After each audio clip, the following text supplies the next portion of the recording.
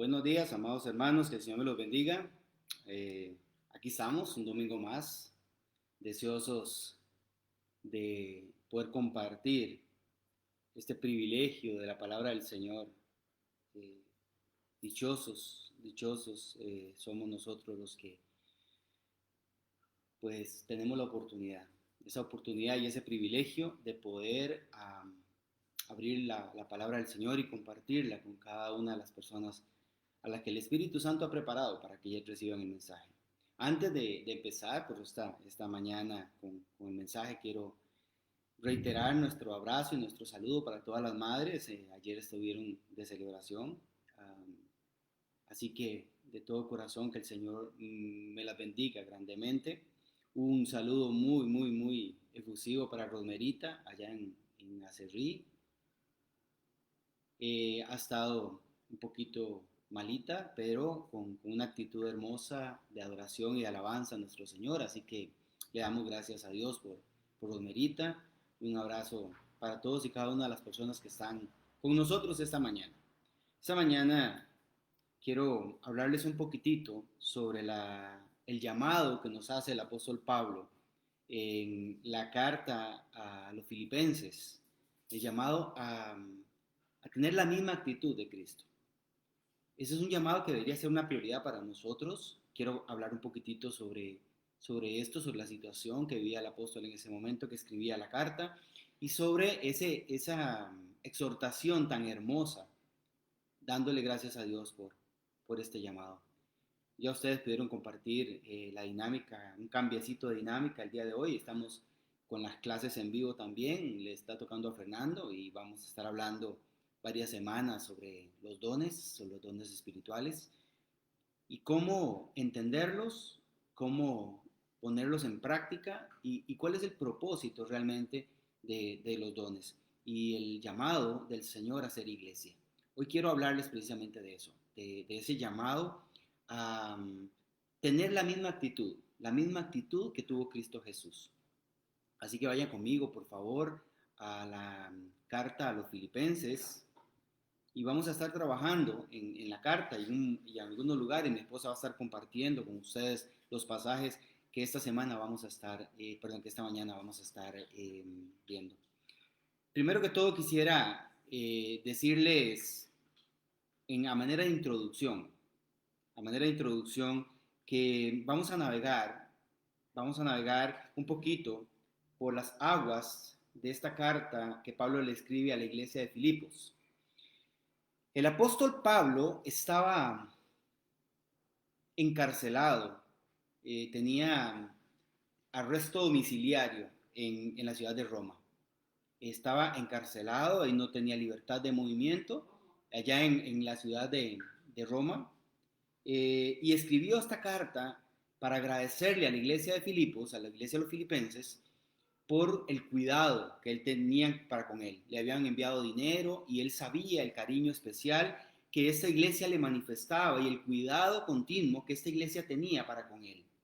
Llena de amor y de gozo, esta carta precisamente tenía ese ingrediente de hablar de ese gozo que no depende de las circunstancias externas. Y para usted, yo estoy seguro que esta palabra es importante para más de uno de nosotros esta mañana. Un gozo que no dependía de lo que estuviera sucediendo a nuestro alrededor. Un gozo que dependía total y absolutamente de la obra de Cristo Jesús. Y eso es precisamente lo que el Pablo quiere dejar de manifiesto en la iglesia de los filipenses en esta carta. Hablar del gozo del Señor, hablar de la amistad, hablar de la iglesia, de la unidad de la iglesia, el solo sentir. Y es precisamente en esta mañana que vamos a hablar también, en ese momento, cuando el apóstol está ahí escribiendo la carta, él está viviendo una paradoja, una contradicción en sí mismo sobre un asunto muy especial. ¿Por qué, hermanos? Vean, el apóstol estaba realmente en peligro. Él tenía dos opciones reales que él manejaba. La una, que era muy posible, era ser ejecutado. Él estaba, esa que ustedes ven ahí atrás es Lola, mi gata. Ella tiene que participar de alguna manera, ¿verdad? Así que ignórenla, ignórenla. No, déjala ahí. Yo creo que si se queda quedita. Ok. resulta que en el caso de Pablo, él estaba en una encrucijada. Esa encrucijada que tenía el apóstol era, yo quiero estar en la presencia del Señor, porque para mí vivir es Cristo, pero morir es mucho mejor, porque él entendía de alguna manera que estaba en un peligro inminente. Y es aquí donde ahí mismo en Filipenses lo deja clarito, clarito, en el capítulo 1, versos del 21 al 24, donde él manifiesta a la iglesia de Filipenses estos pasajes que son hermosos y que yo estoy seguro de que a usted le tienen que bendecir como me bendicen a mí. Filipenses 1, 21 al 24 dice, pues para mí vivir significa vivir para Cristo. Vivir, vivir significa vivir para Cristo. Y morir es aún mejor. Pero si vivo, puedo realizar más labor fructífera para Cristo. Así que realmente no sé qué es mejor. Estoy dividido entre dos deseos. Ahí estaba la paradoja de la que le estoy hablando. Quisiera partir y estar con Cristo, lo cual sería mucho mejor para mí. Pero por el bien de ustedes es mejor que siga viviendo. Hermanos, esto es increíble. Esta no es la predicación, pero es hermoso saber qué estaba pasando por la mente del apóstol cuando escribe la carta a esta iglesia de Filipos. En esa paradoja que él sabe y entiende, es una paradoja llena de madurez, llena de amor, llena de sentido espiritual. El apóstol decía, ¿qué hago? ¿Qué es lo mejor para mí? ¿Qué es lo que me conviene? Oh, ciertamente quiero estar en la presencia del Señor. Pero si me voy para la presencia del Señor, dejaré de hacer lo importante que estoy haciendo acá. Para mí, para el pastor Carlos, este pasaje es una fuente de fortaleza y de valor incalculable. El ver cómo la fe del apóstol aplasta el temor. Ver cómo la fe del apóstol Pablo aplasta total y absolutamente el temor a la muerte y lo cambia por un deseo increíble de estar ya mismo en la presencia de Dios. Me lleva a vivir libre de ese terrible temor que me impide muchas veces vivir plenamente. Usted y yo somos de alguna manera afectados, influenciados de manera muy fuerte por el mundo. El mundo siempre, y ustedes me escucharán decirlo una y mil veces, el mundo siempre trata de anclarnos acá, de hacernos pensar que este es el mundo, el mejor mundo, que tenemos que luchar contra uñas y dientes para no partir. Hacer lo posible y lo imposible para no partir, para no morir. Pero como nos dice el apóstol, para mí, vivir significa vivir para Cristo. Morir es aún mejor. Y eso choca, total y absolutamente choca de frente contra lo que usted y yo queremos que suceda. Hermanos, pasamos en un constante temor y una lucha constante por mantenernos acá. Y eso hace, de alguna manera, que perdamos el norte, que perdamos el propósito importante, como lo vamos a ver ahorita en el pasaje de hoy, Filipenses 2, del 1 al 11, ahí mismo en la carta de los Filipenses, ser de un solo sentir. Si Satanás nos tiene a nosotros dándole a torillo con el dedo, con el temor terrible a partir de este mundo, con el temor terrible a morir, y eso nos tiene ocupados para no morir, y casi todos vivimos la vida tratando de no morir. Increíble, ¿verdad? Tratando de alargarnos y alargarnos y alargarnos muchos años. Cuando la verdad, eso lo que hace es distraernos. ¿Por qué? Porque usted y yo vamos a vivir el tiempo que el Señor tenga para nosotros. Ya sea que nos esforcemos o que no nos esforcemos ahí. Ustedes me entienden cuando yo digo esto, porque hay personas con muchos recursos económicos que se mueren porque aunque tengan los mejores doctores y la mejor medicina, aquí, insensato, dice la palabra de Dios, hoy mismo vengo por tu alma. Este tema de la muerte en el apóstol Pablo no es una paradoja. La paradoja no es, yo no me quiero morir, yo quiero seguir acá, no. Pablo dice, para mí, si me quedo aquí, tengo que hacerlo para Cristo. Pero si me toca a mí decidir, mejor me voy delante de su presencia. Y esto lo logra Pablo porque entiende un principio increíble, amados, que es el enfoque de él estaba en el reino de los cielos, total y absolutamente. En el reino de los cielos, formar el reino de los cielos aquí en la tierra.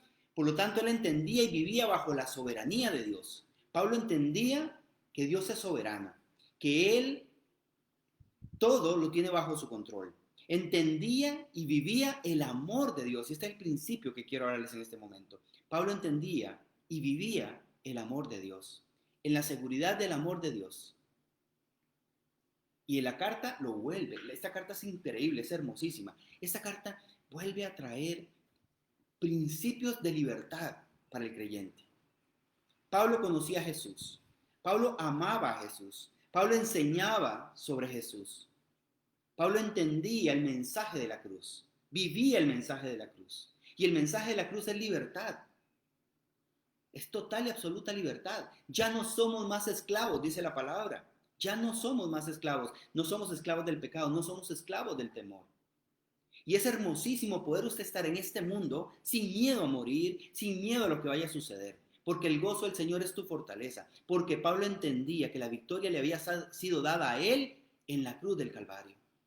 Eso derrota las artimañas del diablo, porque el diablo juega con el temor, el diablo juega con la ignorancia, el diablo juega con ese deseo irracional de no morir.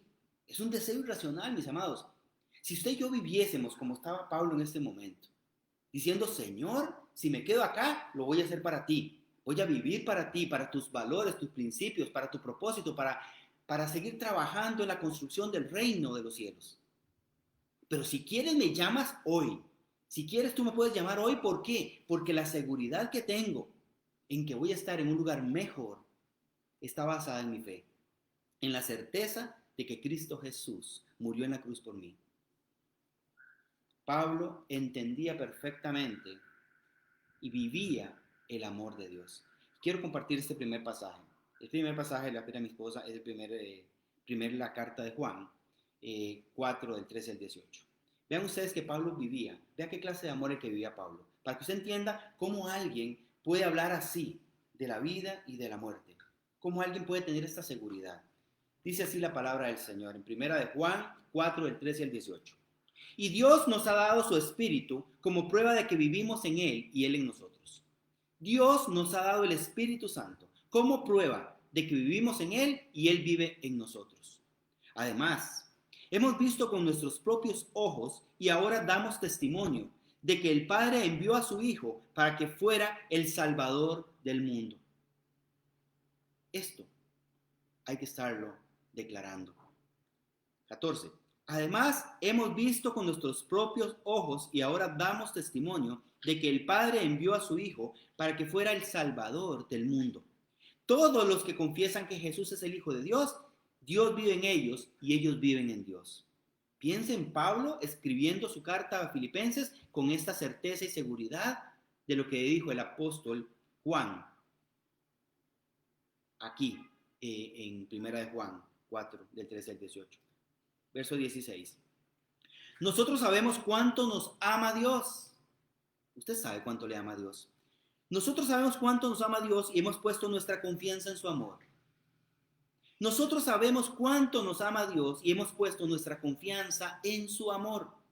Dios es amor y todos los que viven en amor viven en Dios y Dios vive en ellos. Y al vivir en Dios, nuestro amor crece hasta hacerse perfecto.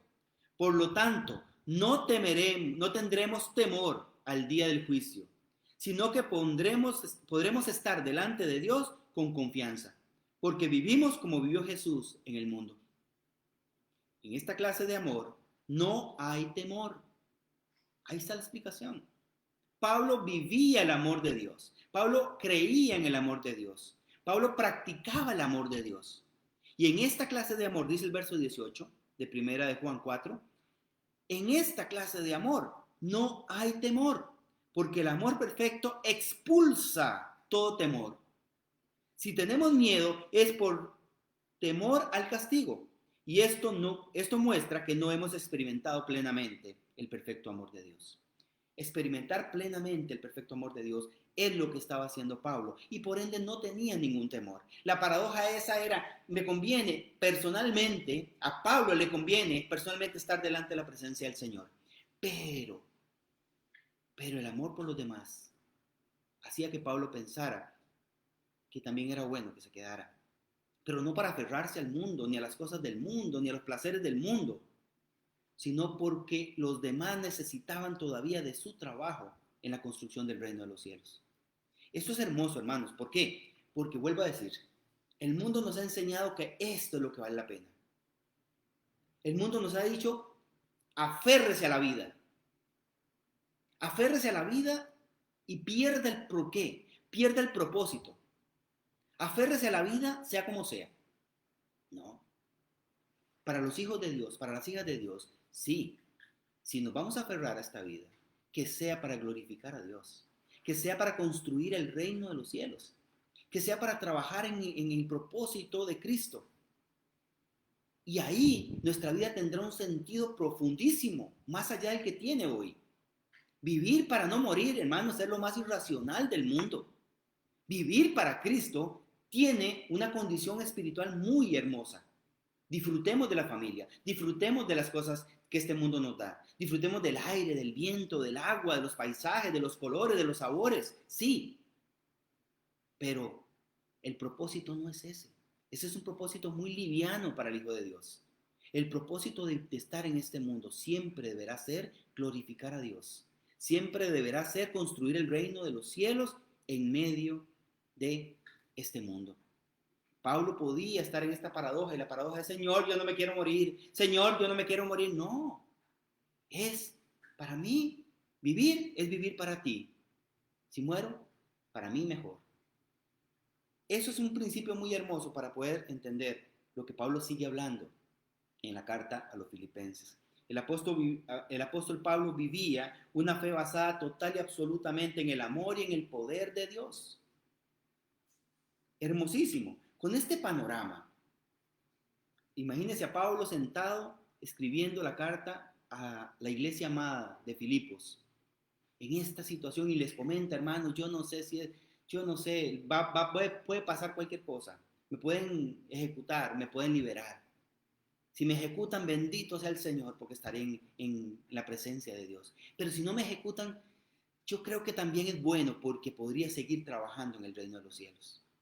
Y les comenta esto porque es importante que ellos entiendan que él no estaba perdiendo la paz en medio de todo lo que estaba pasando. No estaba en un spa, él estaba encarcelado, tenía un guarda a la puerta. Es importante, hermanos, que usted y yo aprendamos del apóstol. Y bajo esta premisa, bajo esta particularidad de él escribiendo esta carta, agradeciéndole a la iglesia de Filipenses por ese amor entrañable que le manifestaban constantemente y ese cuidado, es que hace un llamado a la iglesia de Filipos, a que tengan la misma actitud de Cristo. No su misma actitud. Vea que Pablo dice, no tengan la actitud que yo estoy teniendo ahora. No, tengan la misma actitud de Cristo. Y aquí es donde vamos a compartir el pasaje principal del mensaje esta mañana, que es Filipenses 2, versos del 1 al 11. Filipenses 2, versos del 1 al 11. Un pasaje conocidísimo, hermosísimo, que vamos a repasar esta mañana. Dice así: ¿hay algún estímulo en pertenecer a Cristo? ¿Existe algún consuelo en su amor? ¿Tenemos en conjunto alguna comunión en el Espíritu? ¿Tienen ustedes un corazón tierno y compasivo? Entonces, háganme verdaderamente feliz poniéndose de acuerdo de todo corazón. Háganme verdaderamente feliz poniéndose de acuerdo de todo corazón entre ustedes, amándose unos a otros y trabajando juntos con un mismo pensamiento y un mismo propósito. No sean egoístas, no traten de impresionar a nadie, sean humildes, es decir, considerando a los demás como mejores que ustedes. No se ocupen solo de sus propios intereses, sino también procuren interesarse de los demás, en los intereses de los demás. Tengan la misma actitud que tuvo Cristo Jesús. Aunque era Dios, no consideró que el ser igual a Dios fuera algo a lo cual aferrarse. En cambio, renunció a sus privilegios divinos, adoptó la humilde posición de un esclavo y nació como un ser humano. Cuando apareció en forma de hombre, se humilló a sí mismo en obediencia a Dios y murió en una cruz como morían los criminales. Por lo tanto, Dios lo elevó al lugar del máximo honor y le dio el nombre que está por encima de todos los demás nombres, para que ante el nombre de Jesús se doble toda rodilla, amén, en el cielo y en la tierra y debajo de la tierra, y toda lengua declare que Jesucristo es el Señor, para la gloria del Dios Padre. Esta es la forma correcta de declarar la palabra. Yo declaro que Jesucristo es el Señor. Toda lengua declare que Jesucristo es el Señor, para la gloria del Dios Padre. Vean ustedes qué palabra más hermosa inspiró el Espíritu Santo al apóstol Pablo en su casa allá en Roma. El primer tema que aborda el apóstol en esta porción de la palabra del Señor la encontramos de los versos del 1 al 4. Un llamado a la unidad en los pareceres y en los sentimientos, en humildad y movidos por el amor. Es un llamado a la unidad. Y aquí es donde tenemos algunos problemas, grandes problemas, porque creemos que la unidad es todo el mundo pensando lo mismo y pensando de la misma manera. Y eso no es así, no es a lo que se está refiriendo el apóstol. Es, a pesar de las diferencias lógicas que tenemos los seres humanos, debemos encontrar el punto en donde coincidimos. Y ese es el punto máximo. Ese es el punto importante para la iglesia. Dice así en esta parte del 1 al 4, ¿hay algún estímulo en pertenecer a Cristo? ¿Existe algún consuelo en su amor? ¿Tenemos en conjunto alguna comunión con el Espíritu?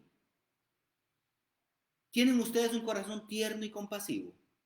Entonces, háganme verdaderamente feliz poniéndose de acuerdo en todo, de todo corazón entre ustedes, amándose unos a otros y trabajando juntos con un mismo pensamiento y un mismo propósito.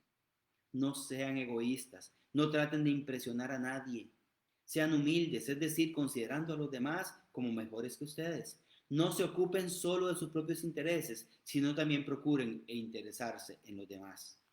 Este llamado a la unidad en estos 4 versos se debe entender como estar unidos bajo un mismo objeto de interés. Estar unidos bajo un mismo objeto de interés, de preocupación amorosa. Algo similar a lo que dice Lucas en Hechos 4:32. ¿Se acuerdan ustedes? Lucas Hechos 4:32 dice, todos los creyentes estaban unidos de corazón y en espíritu. Todos los creyentes estaban unidos de corazón y en espíritu. Y aquí es donde ustedes tenemos que entender. Yo tengo que estar unido a los demás hijos de Dios e hijas de Dios en un mismo corazón y en un mismo espíritu. Intencionalmente. Tengo que provocar esa unión. Es decir, unánimes, vibrando juntos, al son de los mismos ideales e impulsados por las mismas motivaciones, con unidad de propósito. ¿Qué unía a Pablo? Porque usted y yo debemos estar unidos al pensamiento del apóstol Pablo, al pensamiento de Pedro, al pensamiento de Juan, al pensamiento de Santiago, pero sobre todo al pensamiento de Jesús. Ser de un mismo espíritu, de un mismo pensamiento, de un mismo sentir. Hermanos, ¿qué los impulsaba a ellos? ¿Cuál era la fuerza de sus vidas? Desde que conocieron a Cristo, ¿qué los motivaba? ¿Qué los hacía ser del mismo espíritu? El ser cristianos era su enfoque en el reino de los cielos. Era su enfoque. Usted ve en la palabra del Señor cómo todos ellos procuraban llevar el mensaje de Cristo. que las personas que no conocían al Señor le conocieran. Era lo más importante. Incluso vea la paradoja de Pablo. Pablo dice, para mí, yo si estoy allá, estaré feliz, estaré completo. Pero me mueve la gente, aquellos que no conocen a Dios. Eso me hace pensar en que a pesar de que me conviene más estar allá, yo debo procurar seguir proclamando el Evangelio, la buena noticia del Señor. Lo hizo Pedro, lo hizo Pablo, lo hizo Judas, lo hizo Santiago. Todos y cada uno de ellos tenían ese mismo sentir, esa misma preocupación, aunque tenían problemas entre ellos, aunque tenían algunas dificultades en la forma en que hacían las cosas. Los motivaba, los unía ese mismo sentir, el mismo propósito. Y ese es el llamado a la unidad que está haciendo el apóstol Pablo. El que usted y yo, a pesar de que usted tenga una línea más pentecostal que la mía, o yo tenga una línea más bautista que la suya, o que yo sea así o usted sea así, no importa. Nos mueve y nos motiva el mismo sentir, la misma preocupación, la glorificación de Dios a través de nuestra vida, la glorificación del Hijo poderoso, de la proclamación de Jesucristo como Señor y Salvador, para que llegue a las personas que no le conocen. Y dejemos nosotros de estar distrayéndonos con una vida que no tiene ese propósito. Cuando las personas conocen a Cristo, pero no les preocupan los demás, yo digo, no lo conocen. Y vean ustedes que cuando leímos el pasaje de Primera de Juan, si les vuelvo a leer el último verso, dice que el amor de Dios, ¿verdad? Que esta clase de amor no hay temor, porque el amor perfecto expulsa todo temor. Si tenemos miedo y pasamos ocupados en el miedo, es por temor al castigo. Y esto muestra que no hemos experimentado plenamente el perfecto amor de Dios. O sea, usted y yo no tenemos que andar con temor en el mundo. Porque eso significará entonces que no hemos entendido el amor de Dios, que no lo hemos vivido y que no lo hemos experimentado. Si usted y yo logramos matar el temor a lo que sea, el temor a la muerte, el temor a la necesidad, a la prueba, al dolor, si usted y yo quitamos eso en nuestra vida y confiamos en el propósito, en la soberanía de Dios y nos enfocamos en el reino de los cielos, vamos a ser poderosamente usados por Dios para su reino. Cosa contraria, si usted y yo nos mantenemos en este temor, no vamos a ser muy útiles para el reino de los cielos porque vamos a estar ocupados en nuestro propio bienestar, en esa lucha, como les decía al principio, por no morir, por no tener dolor, por no pasar pruebas, por no ser probados de alguna manera. Pablo no le preocupaba esta parte. Él entendía que la soberanía de Dios estaba sobre su vida. Vamos a ver. Tú y yo debemos mirar con detenimiento el accionar de nuestro Señor Jesucristo y moldear nuestra vida y nuestras actitudes a las suyas. Si el interés de Cristo Jesús y su ministerio es nuestro interés, estaremos efectivamente, indefectiblemente unidos bajo un mismo propósito. Tenemos que analizar nuestras vidas. ¿Qué es lo que a nosotros nos ocupa y nos preocupa realmente? Porque Satanás va a estar disparando dardos y flechas a tu vida y a la mía para distraernos de lo que tenemos que hacer, para distraernos del propósito al que hemos sido llamados en Cristo Jesús, que es compartir la buena noticia de que Jesucristo es el Señor y que todo el que en Él cree no se pierde, tiene vida eterna, que Él es el camino al Padre. Pero Satanás, sabiendo el poder que fluye a través de nuestra boca en esa proclamación, va a estarnos tirando dardos y dardos y dardos, y nosotros nos vamos a estar distrayendo de esos dardos y vamos a perder el foco. En la unidad de la que está hablando el apóstol acá es la unidad de pensamiento, la unidad de propósito como iglesia. No nos dejemos distraer, hermanos, por todo lo que Satanás propone alrededor de nuestra vida, que nos entretiene y nos desenfocamos de esa unidad de sentir, de esa unidad de propósito. De los versos 5 al 8, les pone por delante el ejemplo maravilloso de Jesús. Tengan la misma actitud, dice el apóstol Pablo, que tuvo Cristo Jesús.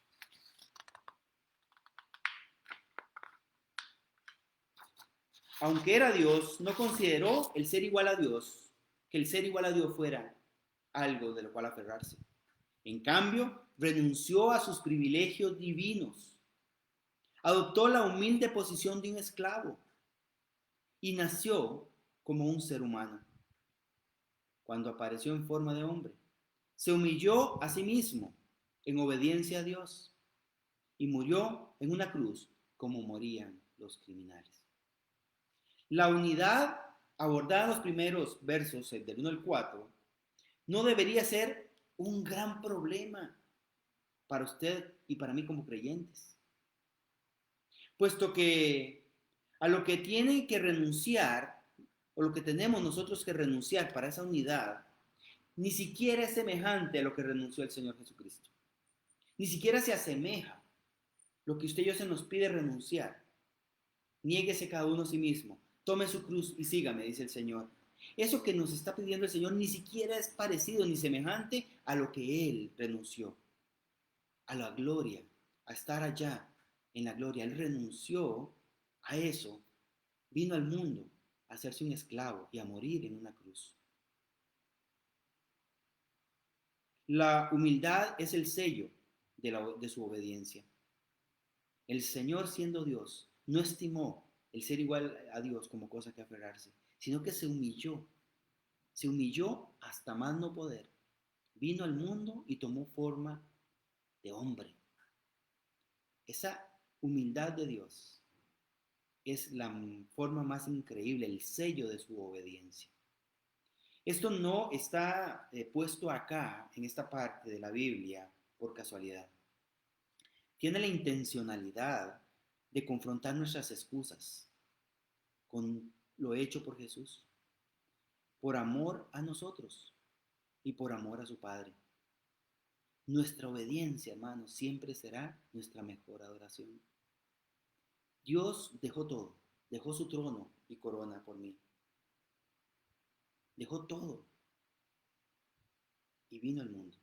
No puso excusas, porque Él sabía que lo importante era glorificar, obedecer a su Padre. ¿A nosotros qué se nos está pidiendo? Si usted y yo hemos sido lavados por la sangre de Cristo, si usted y yo hemos aceptado a Jesús como Señor y Salvador, somos llamados a vivir para Él, a vivir para los propósitos del reino de los cielos, a vivir con la mente puesta en anunciar a tiempo y fuera de tiempo su palabra. Esa debe ser nuestra prioridad. Con nuestra vida, con nuestra boca, debemos estar anunciando que el tiempo se acaba. Tu vida tiene que tener ese propósito, porque para eso te lavó el Señor, para eso te salvó el Señor. No importa si te queda un día de vida, o 10 años de vida, o 50 años de vida. Ese propósito no es para que logres una carrera universitaria, ni para que logres ir a visitar un país, ni para que logres desarrollar. No, ese no es el propósito principal. Tu propósito principal es glorificar a Dios a través de la promulgación de su palabra. Claro, el Señor nos bendice con todas esas cosas que queremos, por las cuales nos distraemos. Yo no he visto a nadie que le sirva a Dios no ser pleno. No he visto a nadie que dedique su vida al Señor a no alcanzar propósitos preciosos y más allá de los que ha soñado. Porque ese es el accionar de Dios. Buscad primeramente el reino de Dios y su justicia, y todo lo demás vendrá por añadidura. Ese es el orden de las cosas de Dios. No el orden que hemos estado nosotros impregnando. No, logre las cosas principales y cuando te quede chance, cuando ya hayas disfrutado la vida, sírvale al Señor. Eso se lo hemos metido nosotros a nuestros propios hijos. Indirectamente, aunque no lo digamos así, lo estamos diciendo con los hechos. Vaya, disfrute el mundo, disfrute la vida, haga los logros, viaje y cuando ya no tenga mucho que hacer, sírvale al Señor. En cambio el Señor dice, no, si yo te lavé, eres mío. Y te lavé con el propósito de ser uno, de pensar todos con el mismo propósito, glorificar a Dios. Y hermanos, yo les puedo decir, van a haber doctores, ingenieros, maestros, lo que usted quiera, porque eso hace el Señor. Dedícale la vida al Señor y todas las cosas serán añadidas en el orden perfecto, en la medida perfecta. Y Él te va a llevar al puesto, al lugar que Él requiere para tu ministerio, que Él requiere para que afectes a las personas a las cuales quiere llegar. Así que hermanos, cuidado y ponemos la carreta delante de los bueyes. Dice así el Señor, del verso 9 al 11. Él recalca ahí la respuesta, Pablo recalca la respuesta de Dios al sacrificio, al despojo que se hace Jesús de sí mismo. Por lo tanto, Dios lo elevó al lugar máximo honor, del máximo honor, y le dio el nombre que está por encima de todos los demás nombres, para que ante el nombre de Jesús se doble toda rodilla en el cielo y en la tierra, y debajo de la tierra, y toda lengua declare que Jesucristo es el Señor, para la gloria del Dios Padre. Hoy ustedes y yo estamos frente a la hermosa y poderosa posibilidad de doblar nuestras rodillas y declarar con nuestra lengua que Jesucristo es el Señor, para la gloria de Dios. El apóstol Pablo, allá en Roma, inspirado por el Espíritu Santo, nos regala esta maravillosa exhortación. Debemos de estar unidos con el mismo propósito. Todos los que hemos recibido a Jesús debemos estar unidos, clamando a Dios y olvidando incluso nuestras diferencias por el gran propósito por el cual murió Jesús. Eso es lo que nos tiene que unir. Como se une una familia, indistintamente de que no estén de acuerdo los padres como piensan los hijos o los hijos como piensan los padres. El amor, el bienestar mutuo hace que tengamos un mismo propósito. Asimismo es lo que nos está llamando el apóstol esta mañana a poder vivir. Tener el mismo sentir de Jesús. Tener el mismo propósito de Jesús. Levantemos nuestro ministerio. Levantemos nuestra fe. No nos quedemos ahí parqueados en una vida insulsa, creyendo que esto es la máxima expresión del amor y del poder de Dios. Esto no es, amados. En este mundo recibimos la salvación y empezamos a vivirla, pero la gran manifestación de la plenitud va a estar allá, en su presencia. No tengas miedo. Cuando te toque partir, alégrate mucho, porque vas a la presencia de Dios, a ese lugar maravilloso donde no hay dolor, donde no hay ningún tipo de necesidad, donde Dios lo llena todo. Pero mientras estés acá, mientras estés en el mundo, procura ser diligente, procura centrarte en la glorificación de Dios a través de tu vida. Si algo no te gusta de tu pastor, si algo no te gusta de tu congregación, que no sean blasfemias, que no sean cosas terribles, sino que más bien sean cuestiones de gusto, no te desenfoques. No escuches esa voz que te quiere distraer del propósito en común. Y el propósito en común siempre será glorificar a Dios a través del ministerio de Jesús, a través del mensaje de Cristo Jesús. Que tu boca no calle, que tus rodillas nunca dejen de doblarse en gratitud, en reconocimiento al poder de Dios. Hermanos, debemos entender esto, porque esto es lo que nos tiene a nosotros como iglesia atados, ocupaditos de nosotros mismos. Hay en nosotros el mismo sentir que hubo en Jesús. Y el sentir de Jesús siempre fue por los demás. Nunca se ocupó de su propia vida, sino se ocupó de los demás. Y él dice, yo no he venido para que me sirvan, he venido a servir y a dar mi vida por el rescate de muchos. Esa debe ser nuestra prioridad. Modifiquemos esta forma de ser, clamémosle al Señor para que haya en nosotros este sentir. El sentir de dejar de lado todas nuestras preocupaciones y ocuparnos de las cosas del reino de los cielos. Y Él, Dios, a través de su promesa, va a ocuparse de las nuestras. Les vuelvo a reiterar, Pablo vivía la soberanía de Dios, la creía, la disfrutaba, era su principio. Pablo vivía creía en el amor de Dios, en un amor que echó fuera todo temor. No había temor en el apóstol Pablo, ni un poquito de temor, porque él entendía quién era Dios. Y que si Dios lo llamaba, bendito sea su nombre. Y si debía estar acá, bendito sea su nombre. Así que yo alabo al Señor Todopoderoso y le pido a Dios que nuestra vida sea un ejemplo de unidad con Cristo, un ejemplo de obediencia con Cristo, que nuestra vida declare el señorío de Cristo para la gloria del Dios Padre. Levántate tú que duermes, levántate de la pasividad, deja de estar buscando excusas del por qué no haces lo que Dios te mandó a hacer. Desde la trinchera en la que Dios te mandó, desde el puesto que tienes, desde el seno de tu hogar, desde tu condición de salud, desde lo que sea que Dios te tenga, ahí Dios te puso con un propósito. Brilla, brilla con la luz de Cristo, brilla con el Espíritu Santo que está dentro de ti y proclama que Jesucristo es el Señor para la gloria de Dios Padre. Que Dios me lo bendiga, amados hermanos, que esta carta a los filipenses sea un llamado a la gratitud, al gozo a pesar de toda circunstancia que estemos viviendo, que esta carta también sea una exhortación hermosa para los que somos hijos de Dios, a tener un mismo sentir, un mismo propósito y a ver a Jesús como el ejemplo máximo de nada de excusas, de entrega total con el propósito de glorificar a su Padre. Dios me los bendiga, que pasen un hermoso domingo. Si quiere compartir este pasaje o esta predicación, puede hacerlo, bendito sea el Señor, y esperando que el Espíritu Santo pues nos use para su honra y su gloria. Les amo en el Señor, nos estamos viendo pronto, que Dios me los bendiga.